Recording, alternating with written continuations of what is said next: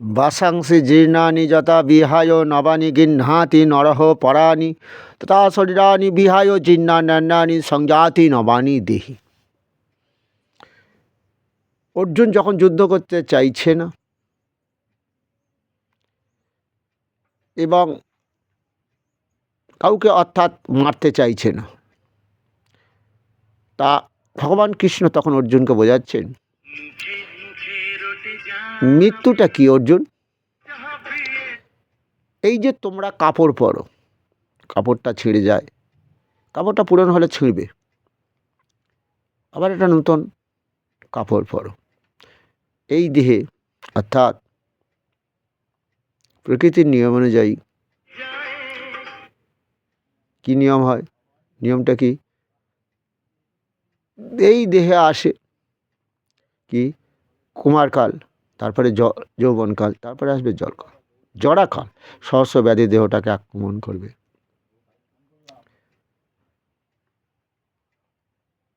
তাহলে তার আবার নতুন করে দেহ তৈরি করতে হবে।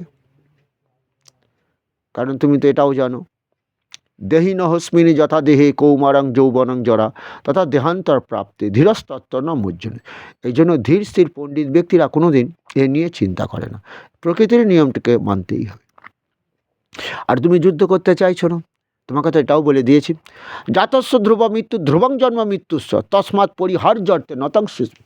যে জন্মাবে তার মৃত্যু হবে, মৃত ব্যক্তির পুনর্জন্ম হবে। তবে এই পুনর্জন্মটা যাতে ভালো হয় সেটাই তোমাদের বলছি।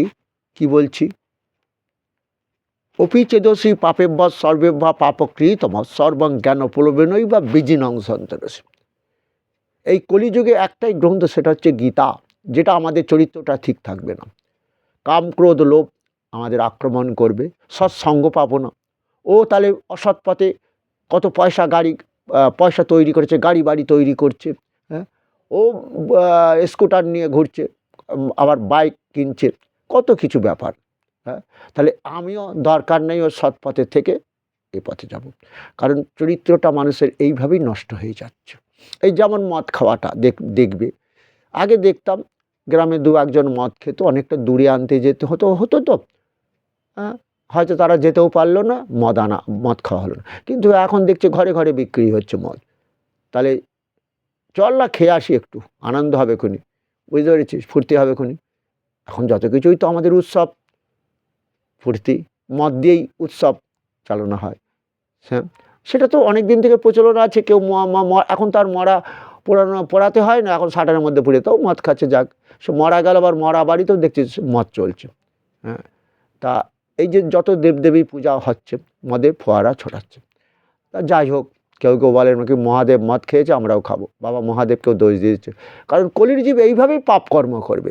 যদি ওরা জানতে পারে যে আমার গীতা পড়ে যে না দত্ত কস্যচিৎ পাপং না চৈবা সুকৃতিং বিভু অজ্ঞানে না আবৃতং জ্ঞানং তেন মুহ্যন্তি যন্তব অর্জুন, পরমেশ্বর কিন্তু তোমাকে ক্ষমা করবে না।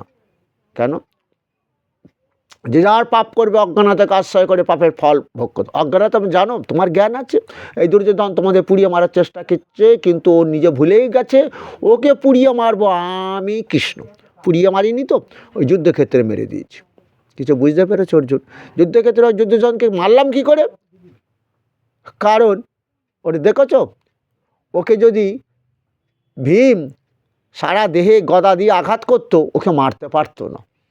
গণ্ডগোল কোথায় করে ফেলেছে ভীম জানো? এই দুর্যোধন মা তো আদর্শ তো মা নয়।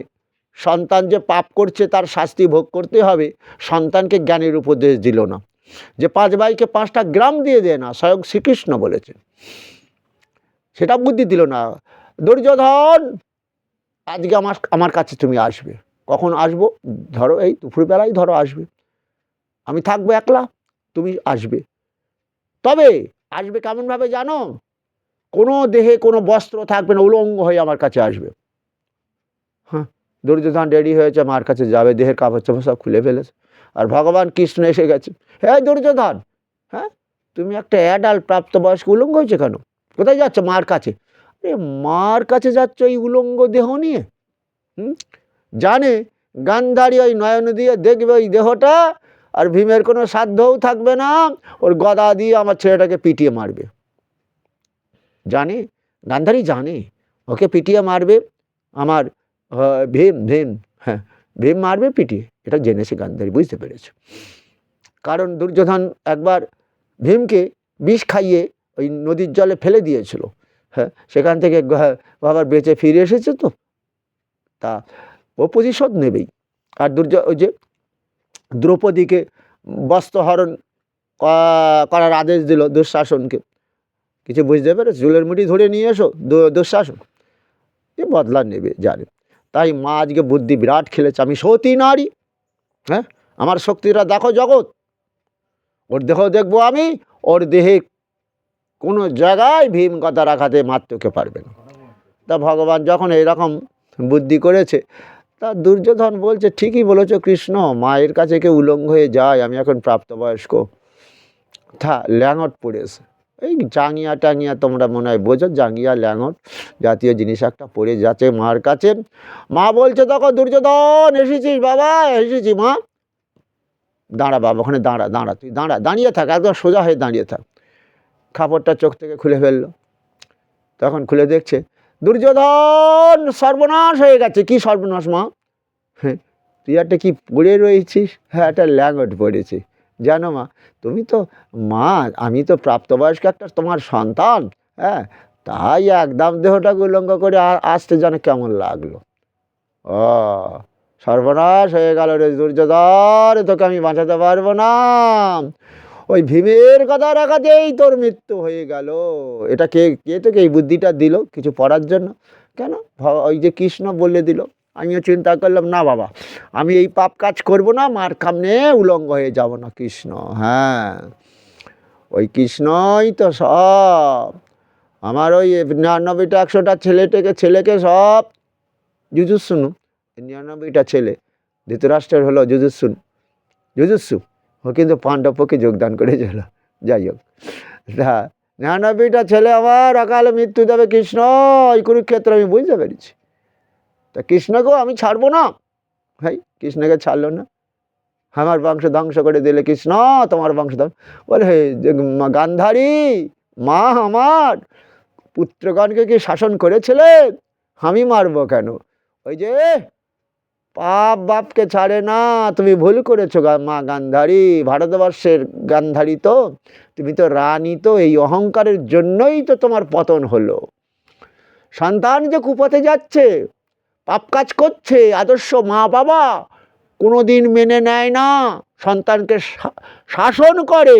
তুমি করেছিলে মা, চোখে নয় দেখতে পাচ্ছ না তোমার পুত্র দুঃশাসন যেভাবে দ্রৌপদীকে বিবস্ত্র করতে যাচ্ছে, চুলের মুঠিটা ধরে নিয়েছে সবার মাঝে, তার কান্নাটা শুনেছিলে মা?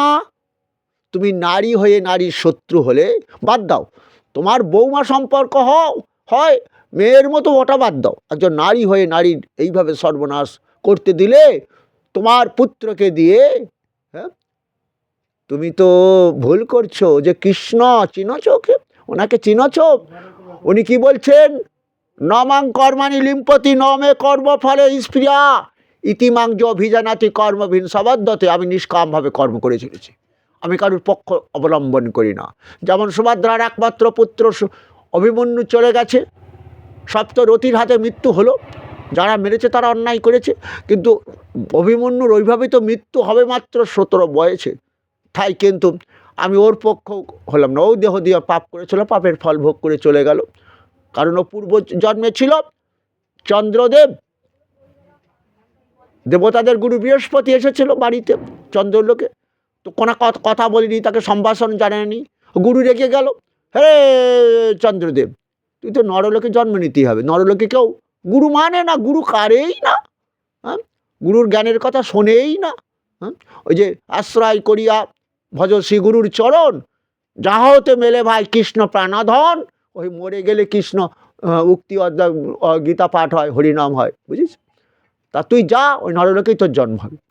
তখন গুরু কৃপাহি কী বলম চন্দ্রদেব বলল, তখন বলছে ঠিক আছে কৃপা করব, তবে তুই জন্ম হবে ক্ষত্রিয় কুলে, তবে তোর মতন যোদ্ধা পৃথিবীতে খুব কম জন্মাবে, নিষ্ঠার সঙ্গে তুই যুদ্ধ করবি, 17 বছর বয়সে তুই আবার এই চন্দ্রলোকে ফিরে আসবি। বুঝতে পেরেছ? তাহলে সেই বিধাতাটাকে, সেও তো কৃষ্ণ। হ্যাঁ, ওই যে পিতাহ অমর্ষ জগত মাতা ধাতা পিতামহ বেদম পবিত্র অঙ্কার রিক সমঝুজুর, আমি জগৎবাসীর পিতা মাতা বিধাতা। তো এই বিধাতা রূপে ওকে যে লিখেছি, 17 বছর এইভাবে ওর মৃত্যু হবে, আবার চন্দ্রলোকে চলে যাবে। তোমরা বুঝতে পেরেছ? হ্যাঁ, তাহলে এটাই আমাদের জ্ঞান দিচ্ছে। যে কি জ্ঞান দিল? আমি বলেছিলাম এই যে মৃত্যু জিনিসটা এইভাবে হয়, যত সহজভাবে ভগবান কৃষ্ণ বলছেন। তাহলে যৌবনকালে কেউ মায়ের গর্ভে মরে যাচ্ছে, এটাই তো খুব খারাপ। যদিও সহজ ভাষা তোমাদের বুঝিয়ে দিল, অর্জুন কাপড় পরো না, কাপড়টা ছিঁড়ে গেলে নতুন করে কাপড় পরতে হয়। তাহলে একটা ইয়ং ছেলে চলে গেলে, কি গর্ভে যদি সন্তান চলে যায়, বাইরের জগতে এসে যদি মারা যায় 5 মাস 6 মাস 7 মাস খেয়ে 1 বছরের মধ্যে, আমরা মেনে নিতে পারি, মানতে হবে, কোনো উপায় নেই। কারণ অর্জুনকেও মেনে নিতে হলো, কিন্তু তাকেও মেনে নিতে হলো, ভগবান কৃষ্ণকে কিছুই বলতে পারছে না। কারণ ওই যে ভগবান তখন অর্জুন বলছে, তাহলে আমার অভিমন্যু কিছু পূর্বজন্মে পাপ করেছিল, পাপের ফলে তার অকাল মৃত্যু হলো। এটা সুভদ্রাও মেনে নিল। হ্যাঁ, কোনো উপায় নেই, তোমরাও মেনে নাও অর্জুন। তবে জাতস্য ধ্রুব মৃত্যু ধ্রুবং জন্ম মৃত্যু স, দেহ দিয়ে এমন কাজ করো না, পাপ কাজ করো না, পরবর্তীকালে যেন আমাকে তোমাদের পাপের শাস্তিটা দিতে হয়। হ্যাঁ, ওই যে আসুরিং জনিমা পন্না মুড়া জন্মনি জন্মনি মাম প্রাপ্যই বা কন্ত তত জানতি অধমাঙ্গতি, যে বলছে আমি ঈশ্বর ইচ্ছামতো ভোগ করব, বেদ পুরাণ শাস্ত্র মিথ্যা, ঈশ্বর বলে কেউ নেই, নারী পুরুষের সেক্স বা কাম থেকে জগৎ সৃষ্টি হয়েছে, তাদের আবার অধোগতি করব, কৃমিকীটা আদিকুলে জন্ম দিতে হবে, এটাই আমার কষ্ট। তাই ভজ কৃষ্ণ, বল কৃষ্ণ, লহ কৃষ্ণ শিক্ষা, যতটা পারবে দেহ দিয়ে সৎকর্ম করার চেষ্টা করো। এটাই আবেদন করেছিলেন আমাদের গৌরাঙ্গ মহাপ্রভু আমাদের কাছে। কারণ আবার হয়তো কৃমিকীটাদিকুলে জন্ম দিতে হবে, এটাই তার বড় কষ্ট। কারণ কলিযুগে তো 99% সব, এখন মহাকলিতে দেখেছি সব পাপ, কেউ সৎ নেই, একজন হয়তো আছে।